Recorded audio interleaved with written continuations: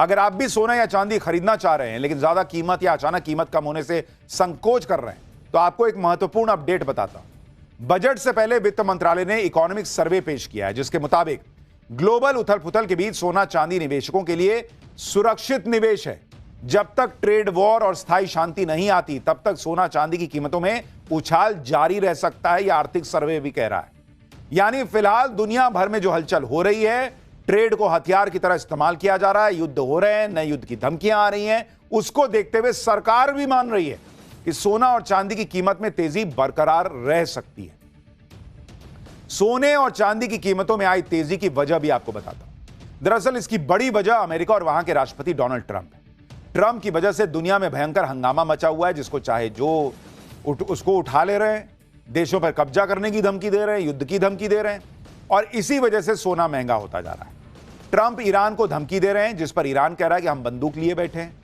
उधर इजराइल कह रहा है कि कोई हमला हुआ तो वो बहुत बड़े स्तर का हमला हो जाएगा। यानी दुनिया में चारों तरफ अनिश्चितता है। ट्रेड वॉर और रियल वॉर की आशंका बढ़ रही है। अमेरिकी डॉलर 4 साल के सबसे निचले स्तर पर है, फिर भी ट्रंप कह रहे हैं कि डॉलर इज ग्रेट। ट्रंप की हरकतों और उनके बयानों की वजह से इन्वेस्टर्स का इंटरेस्ट करेंसी से हट रहा है। इसी वजह से निवेशक सोने में इन्वेस्ट कर रहे हैं, क्योंकि सोने को सुरक्षित निवेश माना जाता है। यानी सोना और चांदी के दाम अभी बढ़ सकते हैं, और कई एक्सपर्ट भी कह रहे हैं ऐसा कि सोने की कीमत 1,90,000 रुपए प्रति 10 ग्राम तक जा सकती है। कई एक्सपर्ट्स को लगता है चांदी की कीमत 4 लाख रुपए प्रति किलो से आगे जा सकती है, जो कि ऑलरेडी चली गई है। यानी सोना और चांदी में निवेश किया जा सकता है, यह कई लोगों को लगता है। बाकी निवेश के पहले अपने हिसाब से सोच समझ के कीजिएगा। हालांकि सोना या चांदी खरीदने से पहले अपनी खुद की रिसर्च और विवेक का प्रयोग जरूरी है। इतना ही नहीं, सोने और चांदी की कीमतों को लेकर ग्लोबल एक्सपर्ट तो बड़ी भविष्यवाणी कर रहे हैं, जो अगर सच साबित हो गई तो सोना और चांदी की कीमतें इतनी हो जाएंगी जो सोचे नहीं होंगे। कनाडा के बैंक BMO कैपिटल मार्केट ने बड़ा दावा किया है।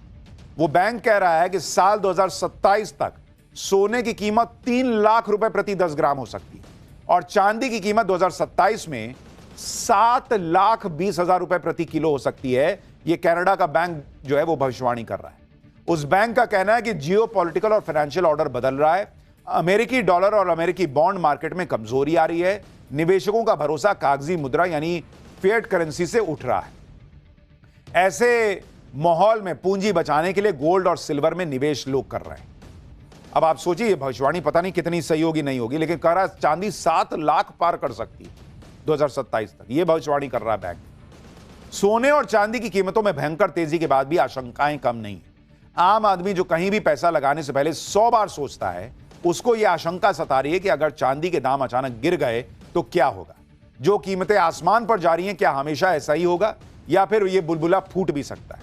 इस बारे में एक्सपर्ट्स का कहना है कि चांदी की कीमतों का इतिहास रहा है कि वो जब गिरती है तो 80 से 90% तक वैल्यू खो देती है। इतिहास में 3 बार चांदी की कीमतों में भयंकर गिरावट आ चुकी है।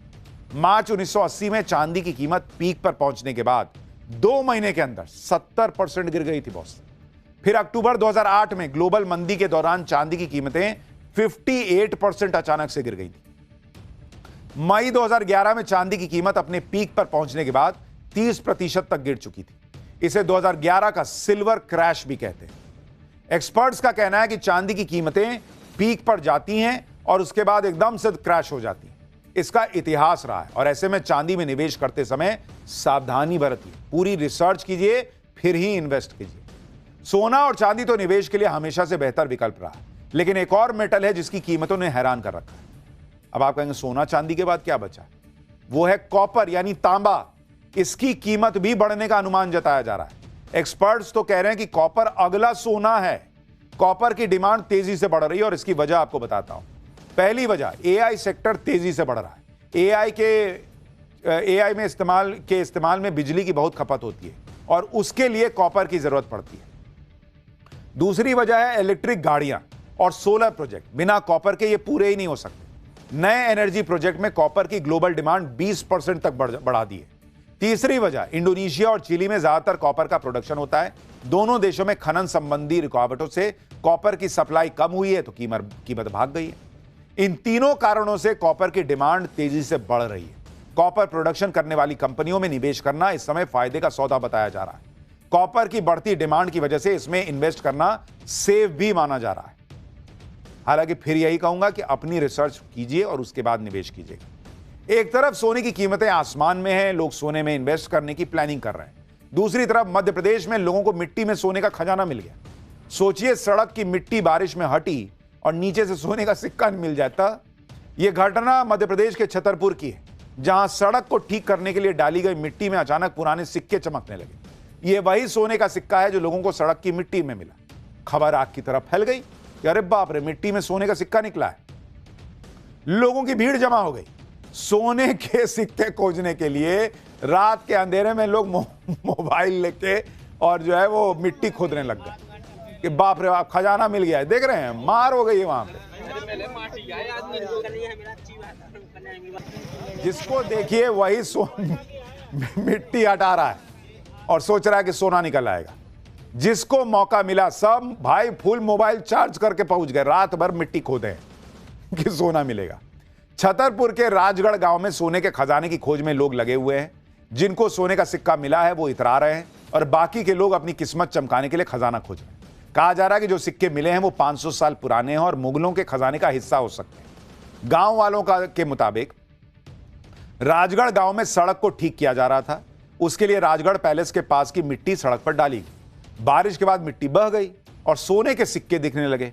गांव वालों का कहना है कि ये सिक्के 500 साल पुराने हैं। सरपंच का दावा है कि सिक्कों के अलावा सोने के बिस्किट भी मिले हैं।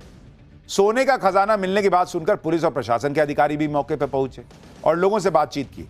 जो सिक्के मिले हैं उनकी जांच पुरातत्व विभाग करेगा और तब सही में पता चल पाएगा कि ये कितने पुराने हैं और सोने के हैं भी या नहीं। तो अभी माहौल तो ये बन गया कि भाई जिसको मौका मिल रहा मिट्टी खोद रहा है। खैर, पाठशाला में वक्त है अगले चैप्टर का। इंजेक्शन से 5 मिनट में मौत और मौत के 4 घंटे बाद सुसाइड नोट। साध्वी ने सुसाइड किया या बहुत बड़ी साजिश? साध्वी की मौत, वीडियो और ब्लैकमेल की थ्योरी, इस पूरे मामले की सच्चाई क्या है, अब इसके बारे में आपको बताता हूं। इस वक्त एक साध्वी की मौत की मिस्ट्री ने सबको बुरी तरह से उलझा कर रख दिया है। राजस्थान में कथावाचक साध्वी प्रेम बाइसा की मौत की गुत्थी उलझती जा रही है। यह पता ही नहीं चल रहा कि यह मर्डर है या सुसाइड। कभी कहा जा रहा कि गलत इंजेक्शन की वजह से साध्वी प्रेम बाइसा की मौत हो गई, तो कभी कहा जा रहा कि साध्वी प्रेम बाइसा परेशान थी, तनाव में थी, न्याय नहीं मिला, इसलिए उन्होंने सुसाइड कर लिया है। लेकिन इस केस में अब हत्या वाला एंगल भी सामने आ रहा है। आप देखिए कि दावा किया जा रहा है कि खांसी जुकाम वाले इंजेक्शन से 5 मिनट में उनकी मौत हो गई। साध्वी के सुसाइड नोट भी मिलने की बात है, जो कि मौत के 4 घंटे बाद उनके सोशल मीडिया पर आया। सुसाइड नोट में अग्नि परीक्षा और जाने के बाद न्याय जैसे शब्दों ने केस को और उलझा दिया। साध्वी की मौत के बाद 6 महीने पुराने ब्लैकमेलिंग केस की भी चर्चा होने लगी है। सवाल है कि वो कौन लोग थे जिन्होंने साध्वी प्रेम बाइसा का वीडियो वायरल किया था। कुल मिलाकर साध्वी प्रेम बाइसा की संदिग्ध परिस्थितियों में हुई मौत अब एक डेथ मिस्ट्री बन चुकी है। वहीं दिल्ली में भी एक ऐसा मर्डर हुआ जिसने पति पत्नी के रिश्तों को तार तार कर दिया। दिल्ली पुलिस की महिला कमांडो को उसके ही पति ने बेरहमी से मौत के घाट उतार दिया। आपको बताऊंगा आतंकियों से लोहा लेने वाली कमांडो जिंदगी की जंग कैसे हार गई, साथ ही साध्वी की डेथ मिस्ट्री में कितने नए किरदार सामने आए हैं, उसका रहस्य क्या है। लेकिन पहले इन दोनों खबरों की एक झलक देखिए। प्रेम बाइसा राजस्थान की प्रसिद्ध कथावाचक और भक्ति भजन गायिका थी। वो महज 34 साल की थी जब 28 जनवरी को अचानक उनकी मौत की खबर आई तो उनके भक्तों को यकीन ही नहीं हुआ कि साध्वी प्रेम बाइसा अब इस दुनिया में नहीं। साध्वी की मौत के बाद जोधपुर के बोरानाडा में उनके आश्रम पर भीड़ लग गई।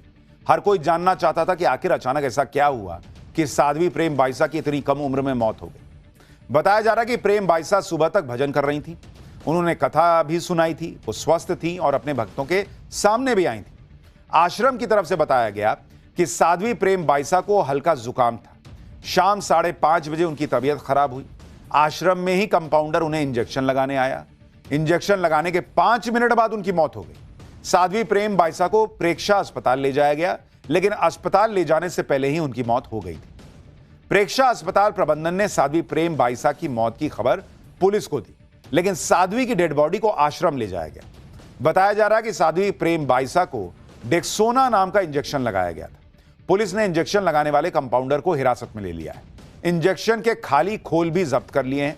ऐसे में सवाल है कि क्या डेक्सोना इंजेक्शन मौत की वजह बन सकता है? चिकित्सा विशेषज्ञों के मुताबिक डेक्सोना इंजेक्शन एक स्टेरॉयड है जो सूजन और गंभीर एलर्जी में लाइफ सेविंग ड्रग का काम करता है।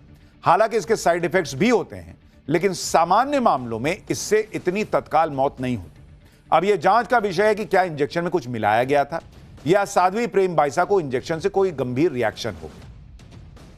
साध्वी के इंस्टा पोस्ट के बाद रात 11 बजे उनके ही फेसबुक पर भी पोस्ट किया गया, जिसमें दावा किया गया कि गलत इंजेक्शन के कारण उनकी मौत हुई। साध्वी के इंस्टा पोस्ट में जो लिखा था वो चौंकाने वाला था। इंस्टा पोस्ट में साध्वी प्रेम बाइसा की तरफ से लिखा गया कि मेरा सौभाग्य है कि मैंने सनातन धर्म में जन्म लिया और अंतिम सांस भी सनातन के लिए ली। मैंने आदि गुरु शंकराचार्य और देश के कई महान संत महात्माओं को लिखित पत्र लिखा, अग्नि परीक्षा के लिए निवेदन किया, लेकिन प्रकृति को क्या मंजूर था। मैं इस दुनिया से हमेशा के लिए अलविदा, लेकिन ईश्वर और पूज्य संत महात्माओं पर पूर्ण भरोसा है। मेरे जीते जी नहीं तो जाने के बाद तो न्याय मिलेगा। साध्वी प्रेम बाइसा ने इस पोस्ट में जिस अग्नि परीक्षा और न्याय की बात की है उसके बारे में बताऊंगा, लेकिन पहले प्रेम बाइसा के पिता को सुनिए। उन्होंने साध्वी की मौत और सोशल मीडिया पोस्ट पर क्या कहा है। आपकी बेटी को न्याय दिला देना बस। अच्छा, क्या कारण घटना हुई? एक इंजेक्शन लगाया नॉर्मल बुखार में, 5 मिनट से उसकी जान ले ली। 5 मिनट के अंदर जान ले ली। 5 मिनट के अंदर जान ले ली। ये रिपोर्ट बता देगी। उनका मैसेज किसने डाला? सुसाइड का मैसेज किसने डाला? वो सुसाइड का मैसेज ने उन्हें अंतिम समय में कहा, पापा जीते जी तो तू कुछ कर नहीं पाया, मुझे न्याय दिला देना। मैंने जो सत्यों को पत्र लिखा उसमें न्याय दिला दे। वो मैंने 2-2.5 घंटे बाद में क्या किसी से डलोई। साध्वी प्रेम बाइसा के पिता वीरमनाथ उनके गुरु भी थे। साध्वी की मौत के बाद उनका रो रो कर बुरा हाल है, लेकिन उनके बयानों ने भी इस केस को उलझा दिया। एक तरफ वो कह रहे हैं कि इंजेक्शन ने 5 मिनट में उनकी बेटी की जान ले ली, दूसरी तरफ ये भी कह रहे हैं कि बेटी को न्याय दिलाना है। संतों को जो पत्र लिखा था उस मामले में न्याय दिलाना है। उनके कहने पर ही उनकी सोशल मीडिया टीम साध्वी के सोशल मीडिया अकाउंट से पोस्ट भी कर रही थी, लेकिन जब पोस्टमार्टम रिपोर्ट नहीं आई, कोई जांच नहीं हुई, तो उससे पहले ही इंजेक्शन से मौत का दावा किस तरह से किया जा रहा है। साध्वी प्रेम बाइसा बाल साध्वी के रूप में जानी जाती थी। उनकी कथा में बड़ी संख्या में श्रद्धालु जुड़ते थे। उनके प्रवचनों में नैतिकता, पारिवारिक मूल्य और सनातन संस्कृति की झलक दिखती थी। साध्वी प्रेम बाइसा के इंस्टाग्राम अकाउंट पर 7 लाख फॉलोअर्स हैं। उन्होंने अपने बायो में लिखा था, जन जन में धर्म का प्रचार और पर्यावरण संरक्षण और जरूरतमंदों का आर्थिक रूप से सहयोग करना ही हमारा उद्देश्य है। साध्वी ने अपना जीवन सनातन के नाम समर्पित कर दिया था, लेकिन एक वीडियो ने उनके जीवन में भूचाल ला दिया। 13 जुलाई 2025 को सोशल मीडिया पर साध्वी प्रेम बाइसा का एक वीडियो वायरल हुआ था। इस वीडियो में वो एक व्यक्ति के गले मिलते नजर आ रही थी। इस वीडियो को अश्लील बताकर वायरल किया गया था, जिसके बाद साध्वी ने 16 जुलाई को इस मामले में रिपोर्ट दर्ज कराई थी। उन्होंने अपनी FIR में बताया था कि वीडियो में दिखने वाला व्यक्ति उनके पिता वीरमनाथ हैं और वीडियो 2021 का था, जब वो अवसाद में थी और पिता ने उन्हें ढांढस बताया था। कमरे में कई और लोग भी थे, लेकिन वीडियो को एडिट करके वायरल किया गया, ये उन्होंने आरोप लगाया। इस पूरी साजिश में उनके स्टाफ के 5 लोग शामिल थे, जिन्होंने वीडियो को वायरल करने की धमकी देकर 20 लाख रुपए की मांग की थी। इस वायरल वीडियो को लेकर साध्वी प्रेम बाइसा ने कई बार सफाई दी। उन्होंने साधु संतों को पत्र भी लिखे और अग्नि परीक्षा देने की बात भी कही। बताया जा रहा है कि इसी वीडियो की वजह से साध्वी प्रेम बाइसा तनाव में भी रहती थी। पुलिस ने इस मामले में एक्शन भी लिया था। पुलिस ने मुख्य आरोपी जोगाराम को 20 जुलाई 2025 को गिरफ्तार कर लिया था। पुलिस पूछताछ में जोगेंद्र ने कबूला था कि वो साध्वी से रंजिश रखता था। बदला लेने के लिए ड्राइवर रमेश की मदद से उसने वीडियो चुराया था। उसका मकसद न केवल पैसे ऐंठना था, बल्कि कथाओं को रद्द करवाना भी था।